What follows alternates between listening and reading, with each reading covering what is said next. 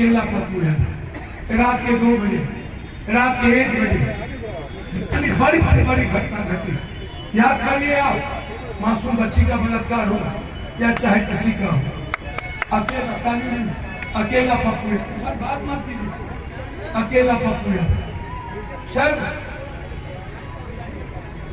हम गठबंधन मेरा किसी से हो जाए, किसी चोर से ही होगा, डकैत से ही होगा, किससे गठबंधन होगा? और मेरे गठबंधन होने से आपको रोजगार कहां से मिल जाएगा? मेरा किसी से गठबंधन होगा बेटा? आपके बगल में लुंगी वाले हमारे बुजुर्ग खड़े हैं, पूरा बाबा आप खड़े हैं, क्या आपको आपके बच्चों को जिंदगी मिल जाएगी? मैं आपसे पूछूं, ए भाई उसको बंद करवाइए, मैं आपसे पूछूं, बहुत क्लियर मैं जानना चाहता हूं। मेरा सीधा सवाल है आपसे, नरेंद्र मोदी जी आपने किया ना, नरेंद्र मोदी जी को इस बात का पता है कि भूख गरीबी सबसे ज्यादा दुनिया में बिहार। माँ अपने बच्चों को आधा पेट खिला के 2009 से अभी तक, जब बच्चा सो जाता है तो माँ अकेले चुपचाप खाती है। मैंने देखा बाढ़ में कोई घर बाकी नहीं, कोई घर उसको बच्चे कौन है वो, कोई घर आश्चर्य होगा आपको, कोई घर जिस घर में हम नहीं पहुंचे पानी। इसके पहले भी 2017 में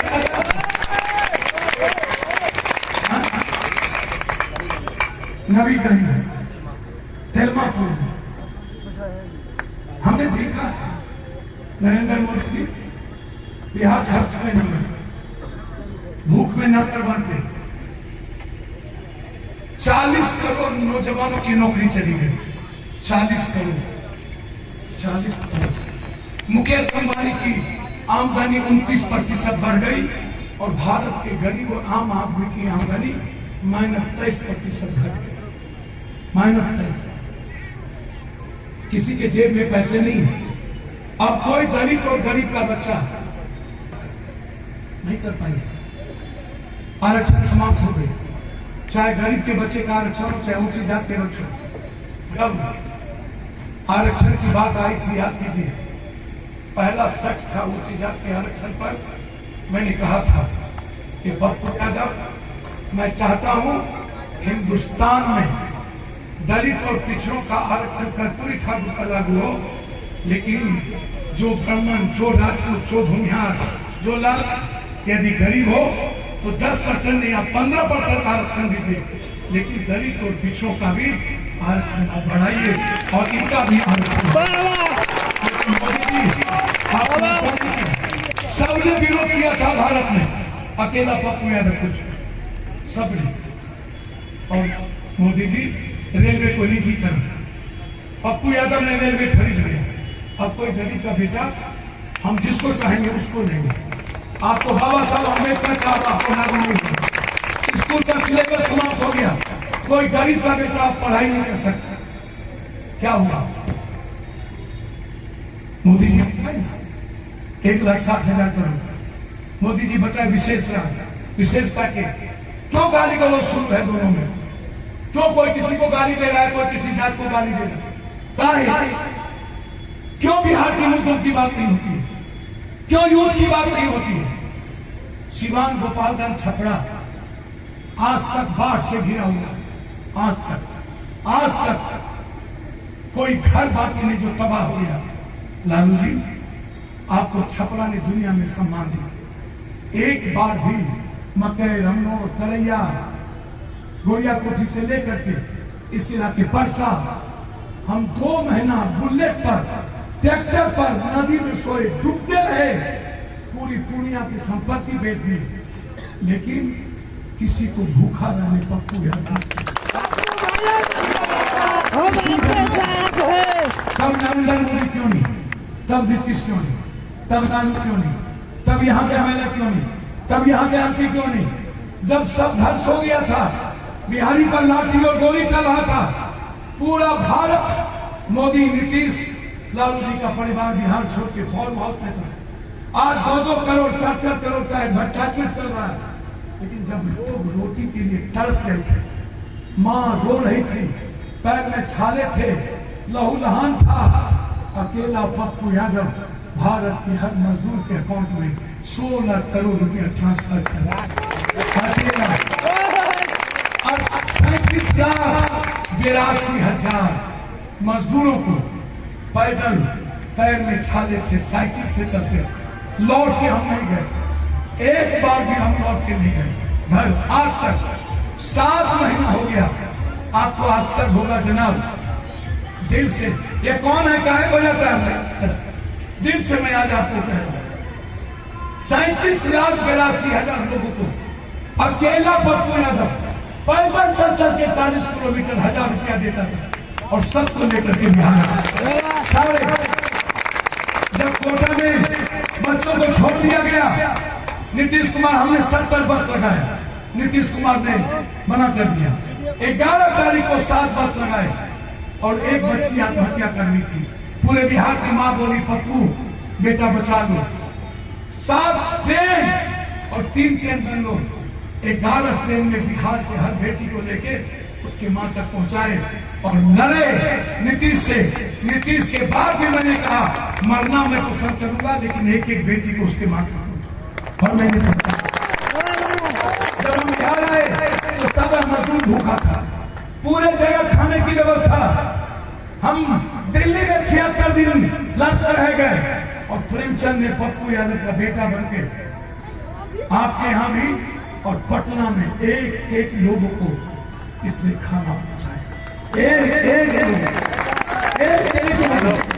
उस दिन क्यों नहीं कोई ना हो गया, तब क्यों नहीं कोई लालू यादव, नीतीश और नरेंद्र मोदी, तब पप्पू यादव कोई भी यूथ के बीच में कोई घटना घटी। क्या हुआ नीतीश कुमार, क्या हुआ मनरेगा का 11 करोड़, क्या हुआ जल नल योजना, क्या हुआ 24,000 करोड़ का हरियाली यात्रा, क्या हुआ 8,400 करोड़ का क्वारंटाइन का पैसा, क्या हुआ 7 निश्चय का पैसा, क्या हुआ 1,60,000 करोड़ मोदी जी का, क्या हुआ जीएसटी का पैसा, क्या हुआ स्मार्ट सिटी, क्या हुआ गंगा नमामि मिशन, क्या हुआ 2 करोड़ नौकरी। क्यों हिंदुस्तान के गरीबों की जिंदगी तबाह हो गई, क्यों यूथ की जिंदगी तबाह हो गई, क्यों यूथ पे चर्चा नहीं होती है, क्यों गरीबों के घर पे चर्चा नहीं होती, क्यों बेटियों के सुरक्षा पर चर्चा नहीं होती, क्यों जात पात, क्यों गाली गलौज। ये पप्पू यादव का सवाल है, कहां है प्रतिज्ञा? मैं मोदी नहीं हूं, ये मेरा प्रतिज्ञा पत्र है, ये और मैंने इसमें एफिडेविट दिया है, ये कोर्ट का दस्तखत है, मजिस्ट्रेट है। मैंने साफ शब्दों में कहा मुझको नहीं चाहिए पैसा, अमेरिका छोड़ के इसलिए नहीं आया था कि हमको कुछ चाहिए, मुझे राजनीति नहीं आती, मैं आपका बेटा हूं। मैंने एफिडेविट दिया, यदि बिहार की जनता 3 साल में पप्पू को बेटा की तरह मौका दिया, एशिया का नंबर 1 बिहार नहीं बना, दोबारा मैंने साफ लिखा है कि एक भी गरीब का बेटा मजदूरी नहीं करेगा 18 साल तक। जहां पप्पू यादव का बेटा पढ़ता है वही गरीब का बच्चा पढ़ेगा। 18 सालों तक उस माँ बाप को 4,000 रुपया पप्पू यादव के अकाउंट से, सरकार के अकाउंट से जाएगा, ताकि उसके बच्चे और माँ बाप को चिंता करने की जरूरत नहीं पड़ेगी।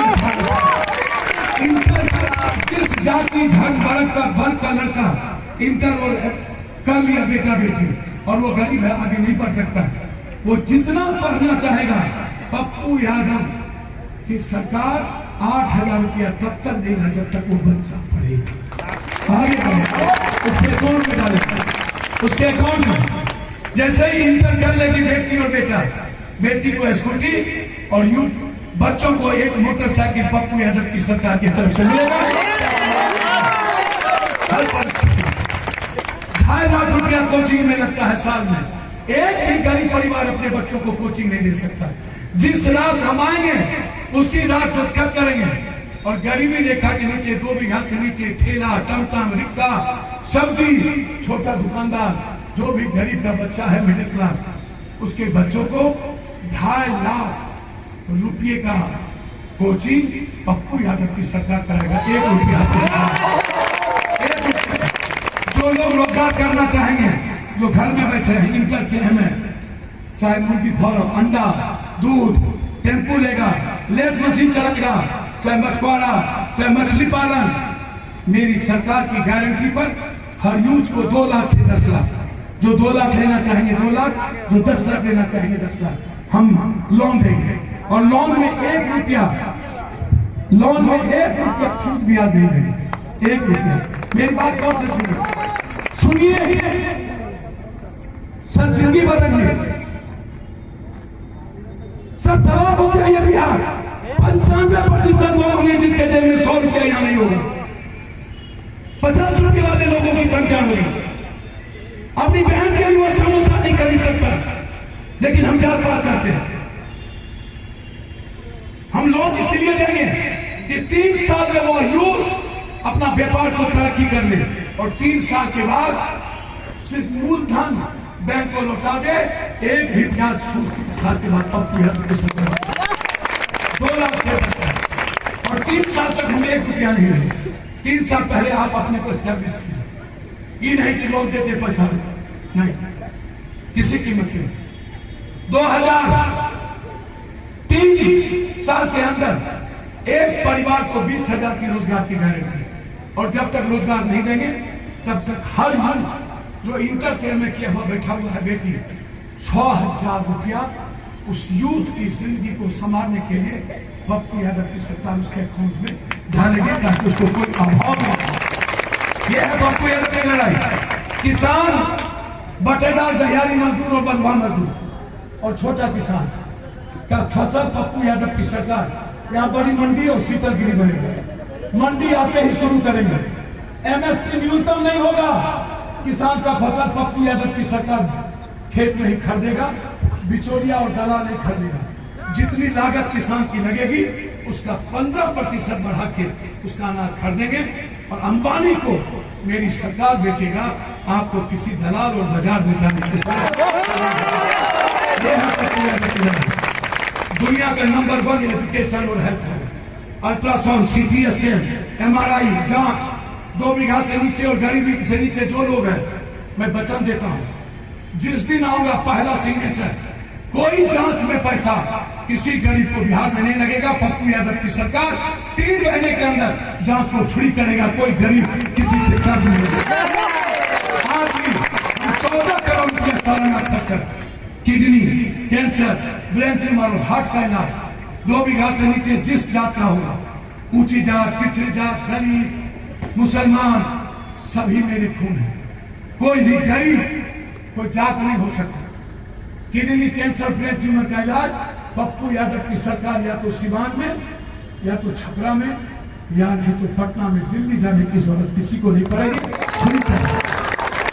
600 रुपया पेंशन नहीं होगा। आते ही पहला सिग्नेचर।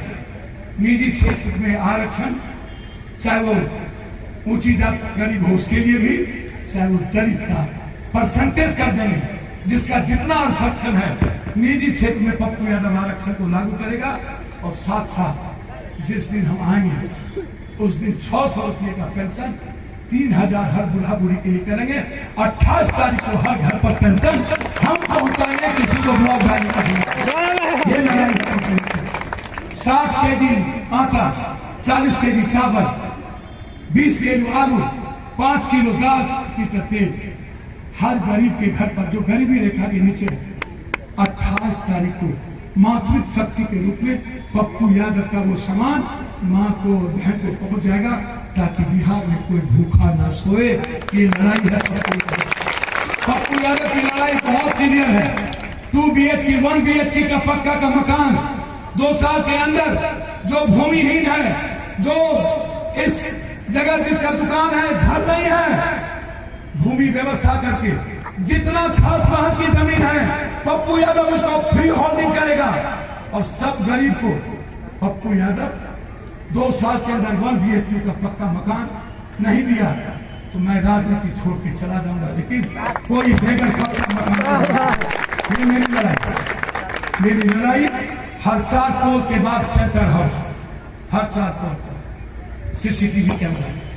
पप्पू यादव के घर में मियां बीबी को छोड़ दीजिए, मुख्यमंत्री के ऑफिस में, कलेक्टर के चैम्बर में, सीओ के चैम्बर में, यूनिवर्सिटी के डीसी के चैम्बर में, जहां कॉलेज में बच्चा पढ़ता है वहां सीसीटीवी, स्कूल में सीसीटीवी, हेडमास्टर के ऑफिस में सीसीटीवी, थानेदार के यहाँ सीसीटीवी, मुंशी के यहाँ सीसीटीवी, अस्पताल में सीएस के यहाँ सीसीटीवी, डॉक्टर जहां जांच करता है सीसीटीवी, मैंडेटरी होगा बाजार के हर दुकानदार के आगे सीसीटीवी।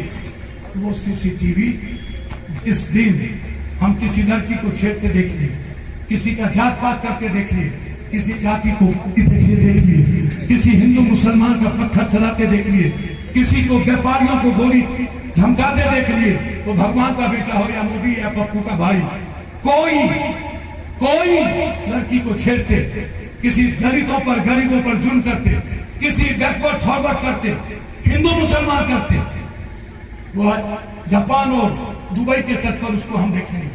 और जिस दिन सीसीटीवी कैमरा में किसी की जिंदगी में दखल करके देख लिया, उसी दिन वोटर लिस्ट से उसके पूरे परिवार का नाम छांट देंगे, सरकारी सारी सुविधा छीन लेंगे, पानी, आधार कार्ड, राशन कार्ड, बैंक, एक भी सरकारी सुविधा नहीं देंगे। मौत से बदतर लाइन बना देंगे उसकी, जो आदमी गरीब और आम आदमी की जिंदगी में दखल देके उसकी लाइफ को छीन।